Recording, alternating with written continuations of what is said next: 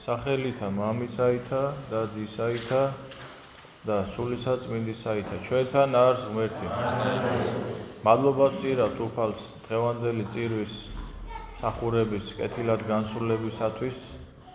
მადლობა გვიღირს ჩვენ იმ დიდი სიყვარულისათვის, იმ დიდი მოწყალებისათვის, რომელსაც უფალი, რომელმაც არარსებობიდან არსებობაში მოგვიყვანა ჩვენ და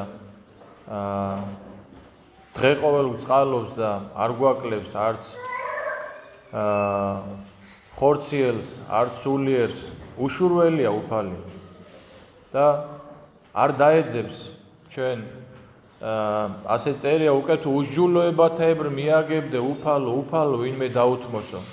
უფალი ჩვენი საქმეების ამებრ არ მოგვაგებს ჩვენ და ამისთვის მადლობა გვიღირს ჩვენ უფლისადმი, რომ ესეთია უფალი და იქნება ადამიანის მოწოდებაც ეკლესიის მიერ ეს არის, რომ იქნება ჩვენში გამოძევნოთ ის თვისებები, რომელიც არის ჩვენში ღვთაებრივი და რომელიც შემდგომ განვავითაროთ, გავაღვივოთ და წარმართოთ ისე, როგორც ღვთისთვის სათნო იქნება და ისე მოვექცეთ ერთმანეთს, როგორც გვინდა, რომ ჩვენ მოგვექცენ სხვები. აი ეს არის ოქროს წესი და კანონი, რომელიც ინებოს ღმერთმა და დავნერგოთ ჩვენ ცხოვრებაში.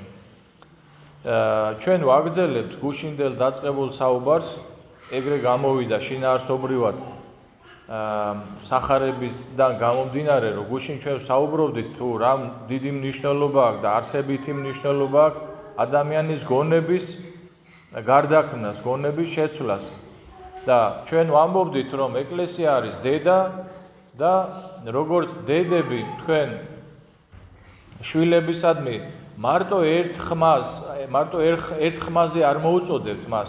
ხან ხმამაღლა მოუწოდებთ, ხან დაუყვავებთ ხოლმე, ხან გაუბრაზდებით ხოლმე, ხან გინდათ რომ მიახვედროთ თუ როგორ გიყვართ თქვენ ის და როგორ აი ამ სიყვარულით რომ მისთვის ყველაფერი კარგი გინდა. ასე არის დედა ეკლესია, აი ამ სახით წარმოიდგინეთ, რომ დედა ეკლესიის ხმაც მრავალგვარია. აი მაგალითად ვკითხულობთ 60 ქულო, სადაც აი უпростоრად სანამ 60 ქულოზე მივიდოდეთ, აი ნახეთ ლოცვაში ვკითხულობთ ესეთ შინაარს, რომელმაც სიტყვოებითა მიუწვდომელისა მოწყალებისა შეისათა მხოლოდ ჩობილი ძეი შენი მოავლინე მასხოვრა ჩვენდა. ესე იგი როგორი ტკბილია უფალი ჩვენს მიმართ, რომ თავისი მხოლოდ ჩობილი ძე მოავლინა განკაცდა ღმერთი იმისთვის, რომ გამოგვიხსნას ჩვენ. და პავლე მოციქული კი თავის წერილში რომაელთა მიმართ, რომელიც დღეს იყო აღმოკითხული, ესეთ სიტყვებს ამბობს, რომ ხოლო გამოაცხადა თავი თვისიო სიყვარულიო ჩვენ დავუმართ ღმერთმანო, რამე თუ ვიდრეღა იგი ცოდვილღა ვიყვენით ქრისტე ჩვენთვის მოკვდა. აი უყურეთ ეს რა ხმა არის, ეხა ნახეთ ხო ხვდებით აი რას ვლაპარაკობ, ეს რა ხმა არის, ნახე დედა ეკლესია, ეს პავლე მოციქული, ეს სულიწმინდის მიერ დასხმული ჰიმნოგრაფიული საკითხები, წმინდანების ქადაგები, ეს ერთ და იგივეა, ეს არის დედა ეკლესიის ხმა, სახარება, სამოციქულო, ეს არის დედა ეკლესიის ხმა. ეხლა ნახეთ რა ხმა არის, როგორი ხმა არის. პავლე მოციქული რას გვეუბნება, რომ ღმერთმაო სიყვარული ჩვენდამი როგორ გამოაცხადა, იცითო? სანამო ჩვენო ცოდვილები ვიყავითო, ჩვენ ცოდვილებისთვის მოკვდაო. ეს როგორი ხმა, ხო ხვდებით არა? აი რას გვეუბნება, აი ახლა გულებით სხვადასხვანაირ მდგომარეობაში ადამიანის გულების. როგორც ახლა ნიადაგები ყველა ერთნაირი არ არის და სხვადასხვა გვარია და ზოგს მარტო დაბარვა უნდა, ზოგს მოფოცხვა უნდა, ზოგს გათოხნა უნდა, ზოგს ყველაფერი ერთად უნდა. ესე არის ადამიანის გულიც. შესაბამისად, ეკლესიის ხმა პირველ რიგში გათვლილია იმაზე, რომ ადამიანის გულში მოხვდეს. და აი ეს არის საოცარი ხმა არის, ეს ახლა მე მგონია რა, ახლა რა გული უნდა იყოს, რომ ეს რაღაცა არ დაფიქრდეს რაღაც მომენტში, რომ აი დავსვათ კითხვა, როგორ გამოცხადა ღმერთის სიყვარული ჩვენზე. და პავლე მოციქული ამაზე გვაძლევს ერთ-ერთ პასუხს. ამაზე ძალიან ბევრი შეიძლება ითქვა, მაგრამ ერთ-ერთ პასუხს გვაძლევს, რომ ესე გამოაცხადაო. აი შენ რომ მაინც ადამიანი, მაინც გონიერი არსება, ბოლოს მაინც აქ მივდივარ ჩვენ. და გონიერი არსებაა და ყოველთვის ეძებს რაღაც პასუხებს. და შენ რო დაფიქრდე, აი ჩვენ ერთი განმარტება იმისა თუ როგორ უყვარ ვარ ჩვენ აგერ სახეზეა, როცა შემოდიხართ ეკლესიაში, მიდი ჯვარცმასთან და ჯვარზე არის გაკრული შენთვის, არის გაკრული მოკვდარი შენთვის ღმერთი. აი ამაზე დიდი განმარტება არ არსებობს, მაგრამ ეხლა პავლე მოციქული ამბობს ესე რომ აი ერთ-ერთ პასუხს გვეუბნება, შენ რო დასვავ კითხვას, აი ნეტა როგორ უყვარ ვარ ღმერთს. წეგან ბავშვი იყო მოსული და აი უთხარი, აი ესე უყვარ ვარ მეთქი. და შენ რო დასვავ კითხვას, პავლე მოციქული გეუბნება რომ ესე გამოცხადაო ღმერთის სიყვარული რომ ჩვენ ესე იგი ცოდვილები სანამ იყვნენ და ჯერ კიდე გამოხსნა აღსულებული არ იყო და ქრისტე ჩვენთვის მოკვდა. ასე გამოაცხადაო.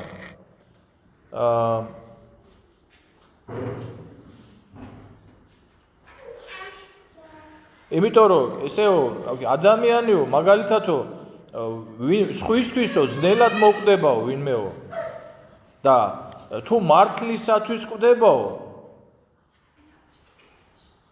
შეიძლება უფრო გაბედოსო, მაგრამ ქრისტე ცოდვილები ვიყავი და ჩვენთვის მოკვდა. აი რო კვდები ვიღაცისთვის მართალი რორი უფრო მეტი ის გაქვს, ხო? გამბედაობა და მაგრამ ქრისტე მოკვდა ჩვენთვის ვიდრეღა ჩვენ ცოდვილ გავიყვენთ. ეს არის ერთი ხმა მოწოდების, მაგრამ თავარი მაინც მე გითხარი თქვენ რომ ჩვენ ვაგრძელებთ გუშინელ საუბარს და დღევანდელი სახარება სადაც ესე იგი გონებაზე ჩვენ ესე იგი სახარება და ეკლესიის ხმა ყოველთვის პირველ რიგში ცდილობს ის ეხა რას თქვით ის გულის ამბავია ან გულმა უნდა შეგატოკოს შეგძრას უნდა ან ასე შენ გონებაში მაგრამ თავარი მაინც აი ჩვენ თუ დავაკვირდებით ხო თავარი ესე იგი ღწვა ეკლესიის არის იმისთვის რომ ადამიანის გონებაში მოხდეს ცვლილება და რას გვეუბნება ნახეთ დღევანდელი სახარება არის ზნეობითი ხასიათის დამოძღვრა არის ეს მათეს სახარების მე-5 მე-6 მე-7 თავები სადაც სხვადასხვა ზნეობრივ სწავლებას მოძღვრავს და გვასწავლის უფალი და ასე იწყება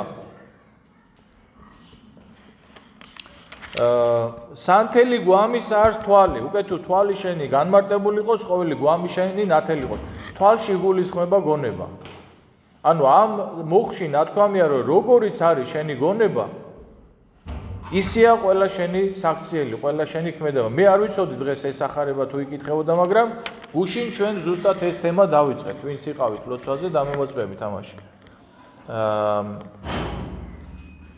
და ესე იგი მე იმისთვის რომ ჩვენ მიგვახვედროს აი შეიძლება ხანდახან შეიძლება ახლა მე რო თქვენ რაღაცა ისეთი მაგალითი მოგიყვანოთ შეიძლება თქვათ რომ აი მამო ესეთ მაგალითს რო გვეუბნები ჩვენ რა მაგას ვეხვდებით მაგრამ ნახეთ სახარება როგორ მაგალითს გვეუბნება ნახეთ ესე იგი თქვენო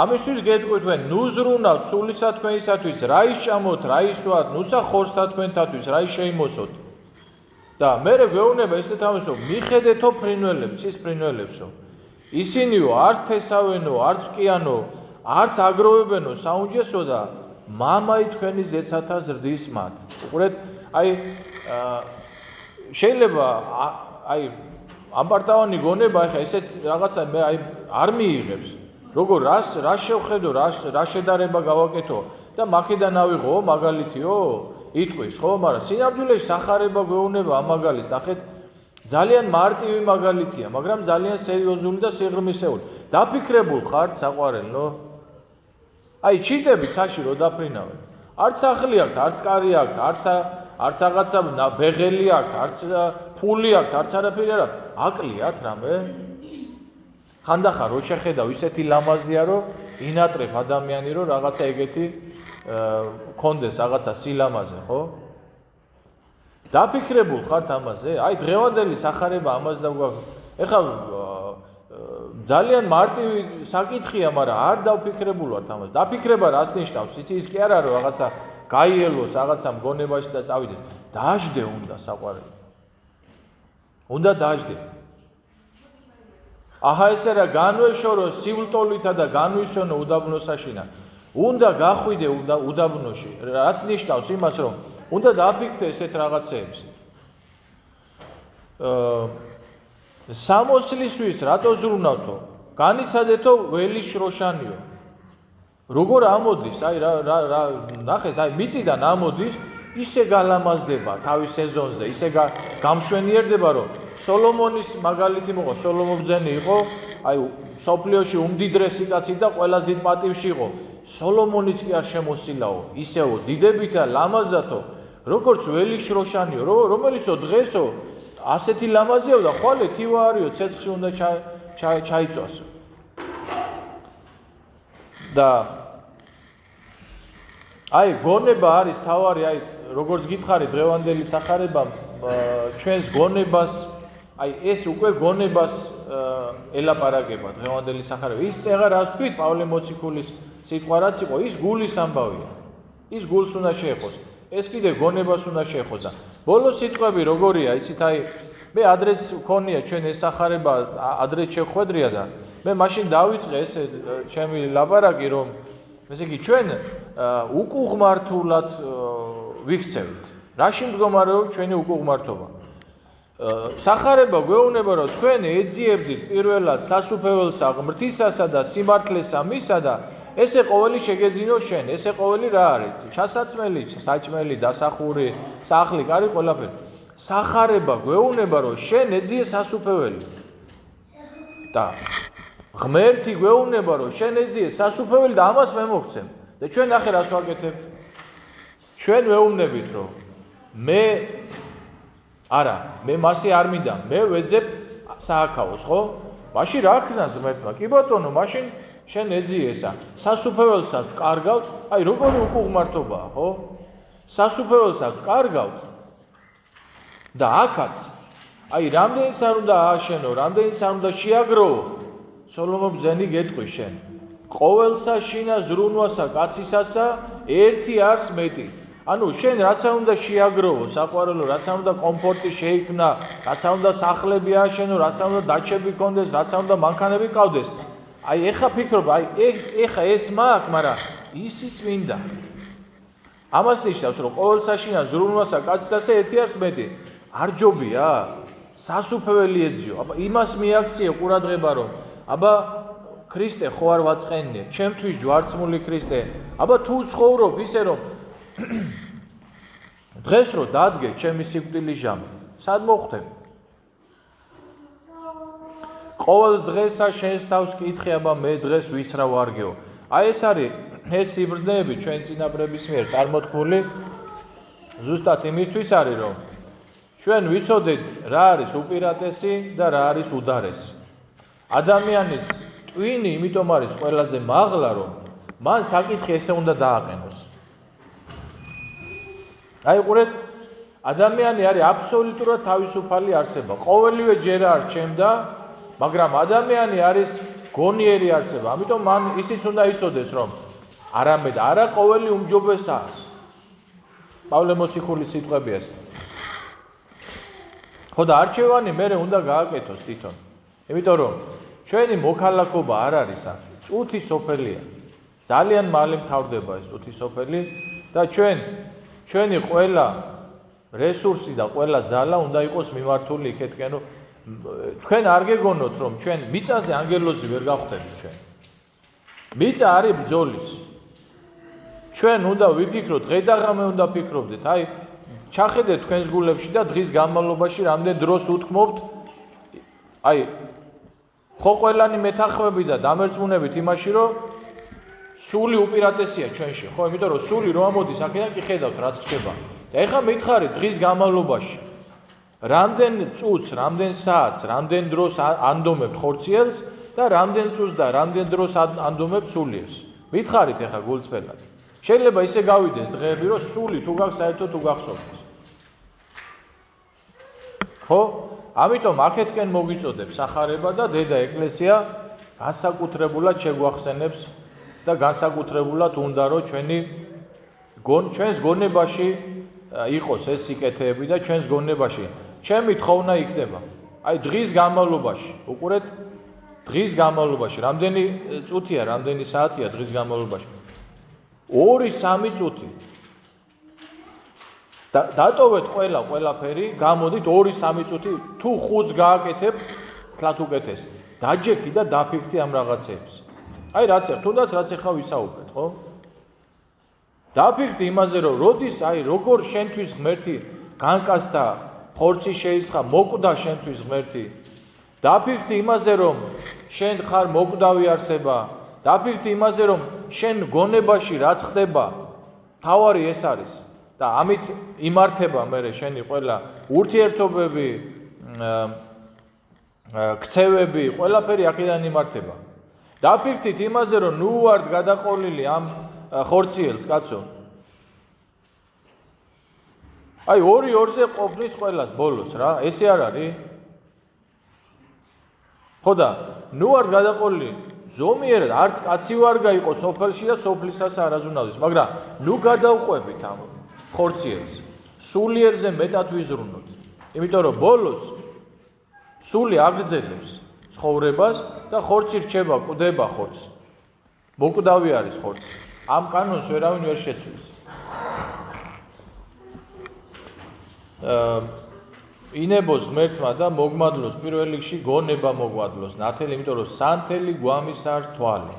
რაც ნიშნავს იმას, რომ მთელი ჩვენი საქციელი და მთელი ჩვენი ცხოვრების წესი და ქმედებები მოდის გონებიდან. ამიტომ ქრისტე ჯვარზე იმიტომ მას მოკვდა ჯვარზე, სხვანაირი სიკვდილით შეეძლო მას. მაგრამ ეს არის ყველაზე ისეთი სიკვდილი, რომელმაც ადამიანის გონება უნდა შეცვალოს. აი ჯვარზე ავაზაკი არის ამის მაგალითი. აი ავაზაკმა რო დაინახა ჯვარზე გაკრული ღმერთი, მაშინ მოხდა მასში რაც მოხდა. და ავაზაკი არის ამის მაგალითი. ჩვენ ყველა ავაზაკები ვართ. არ გეგონოს ვინმეს იმაზე უკეთესები ვართ.